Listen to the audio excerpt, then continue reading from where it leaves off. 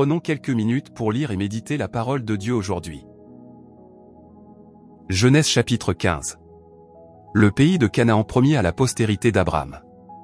Après ces choses, la parole de l'Éternel fut adressée à Abraham dans une vision, disant, « Abraham, ne crains point, moi, je suis ton bouclier et ta très grande récompense. » Et Abraham dit, « Seigneur Éternel, que me donneras-tu? Je m'en vais sans enfant, et l'héritier de ma maison, c'est Éliézer de Damas. » Et Abraham dit, « Voici, tu ne m'as pas donné de postérité, et voici, celui qui est né dans ma maison est mon héritier. » Et voici, la parole de l'Éternel vint à lui, disant, « Celui-ci ne sera pas ton héritier, mais celui qui sortira de tes entrailles, lui, sera ton héritier. » Et il le fit sortir dehors, et dit, « Regarde vers les cieux, et compte les étoiles, si tu peux les compter. » Et il lui dit, « Ainsi sera ta semence. » Et il crut l'Éternel, et il lui compta cela à justice.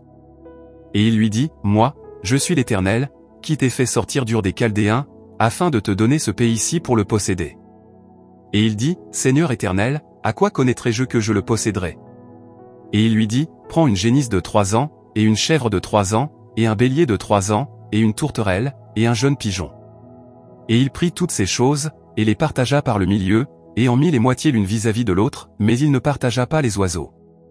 Et les oiseaux de proie descendirent sur ces bêtes mortes, et Abraham les écarta.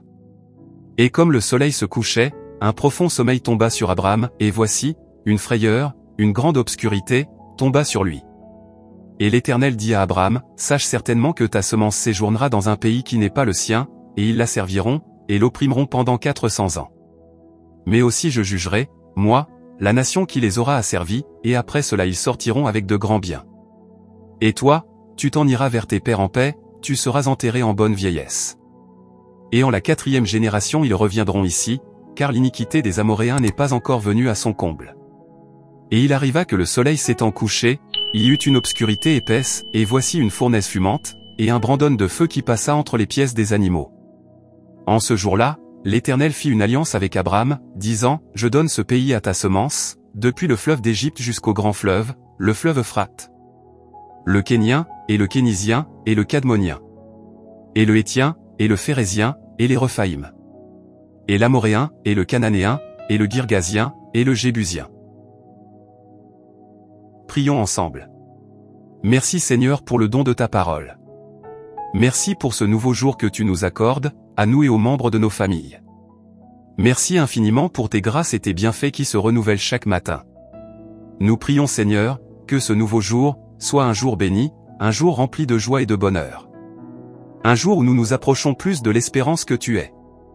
Merci de conduire nos pas aujourd'hui et de veiller sur nous par ton Saint-Esprit. C'est au nom puissant de Jésus nous avons ainsi prié. Amen.